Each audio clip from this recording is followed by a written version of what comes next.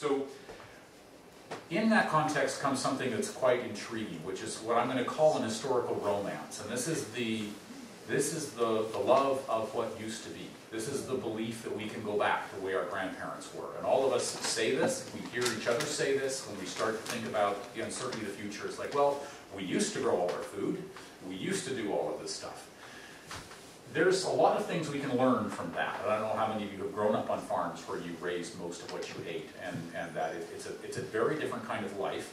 However, I don't think that it's wise to presume we can do much other than learn some things from that, because Pandora's box is opened.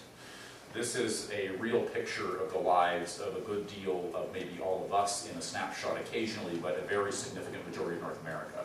And in the context of that as being the story of normalcy, normal reality, and we could replace that picture with thousands of others from each of your cameras of your life walking around. I live in Nanaimo. This is Nanaimo.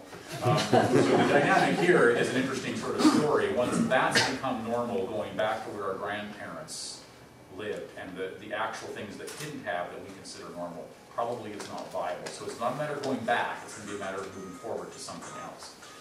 Now, there's two strategies that each community has to look at, and the first one is, are we going to pursue resilience because we're full of fear? We want to pursue resilience to avoid catastrophe, and there's definitely a very good case for that. That's a very important piece. The other side of it, though, which I would commend to you as a more strategic approach, which is, let's pursue resilience in a way that creates greatness. Along the way, we'll also avoid catastrophe, but there are two very different points of view, and as you know in life, you end up where you start from. The answer is inherent in the question. And I think that we are at a bit of a fork in the road in our discussions around the future and self-reliance, depending on which of these two we choose to take, because one fills us with fear and one fills us with optimism. So, as you as a community, or any community begins to think about what it's going to do, there's the old observation that the wealthy can survive just about anything. But if we take that up a notch, and we say, well, what is it about the wealthy that allow them to survive all kinds of things? It's like, well, they have capital. They can buy their way out of things. They can buy a ship to escape. They can bribe people, etc., under a war. Well, that's an interesting story, a very dark one, let's say. But really underpinning that is an interesting principle, which is capital. And if you have capital, you are actually charged. Your gas tank is full, if you will, with all kinds of potential and possibility.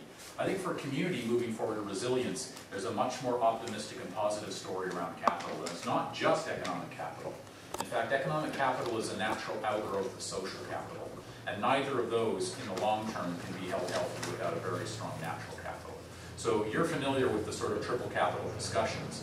But I think when you start thinking about resilience, this is one of the most important, because if any of those begin to get thin, you're going to face significant stress internally, and then when you get a shock from any side, then you become much more destabilized. So the art of being stable in an unstable world is knowing that you have very strong footing of those three types of capital.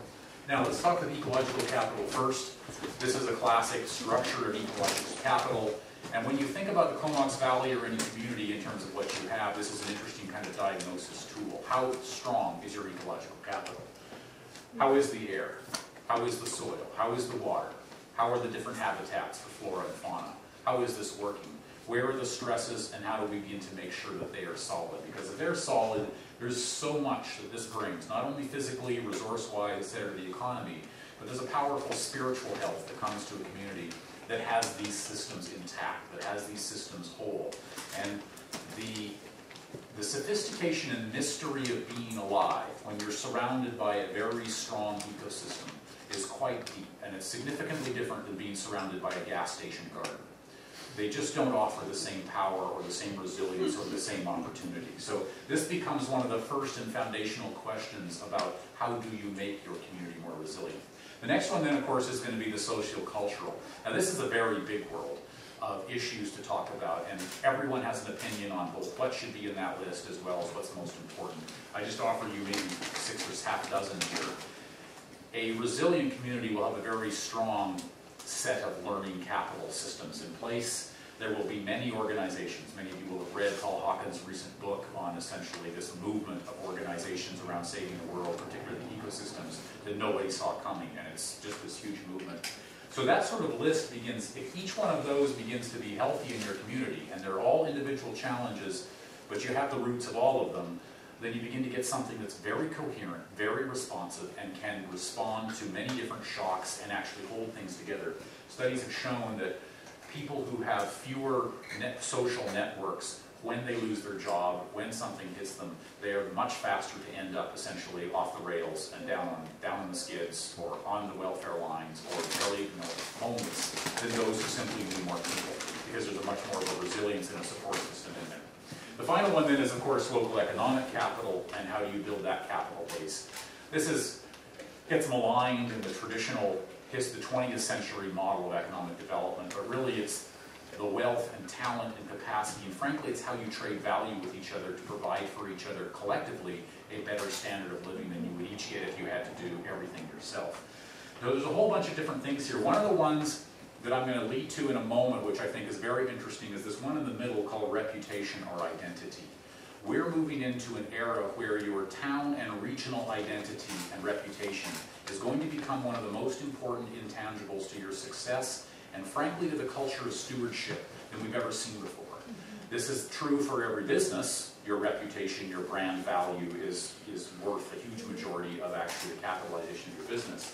But we're going to begin to see that here. And in this town, I think this is an absolutely perfect town to have this conversation with, because the reputation and identity of Cumberland is unlike any other town in BC, and it's one of the most powerful, motivating forces for how Cumberland has been choosing who they elect, how they spend their money, what their future is, and everything else. Very, very powerful sense of motivators, and I think that that's going to become a very key part of how every community moves forward. So when you think ahead to resilience and this sense of capital, I've talked a bit about ecological and social, and I'm not going to talk a whole lot more about that, because it often comes down to this question of, well, so we need to have an economy, and how do we do it now? So at the end of the 20th century, we decentralized our economies, and when you bring it home, this becomes a question of, you have a local economy, what is it? And what are we going to choose by 2050 to import or export out of our region here? And this becomes an interesting question, because all of these can be challenged. There are economies of scale, there's movement that's going to have to happen. But it's a very interesting question, because when I show you the next slide here, we're going to start talking about what would this valley do to become significantly more economically resilient. What can you build competitive advantage locally in to build that capital base for your community? And what is it probably you're going to be working with other people in other parts of the world because of what they're doing? These are just a few interesting ideas. Okay. So this is a few thoughts. Boring slide. Wish we had lots of time to go through every one of these.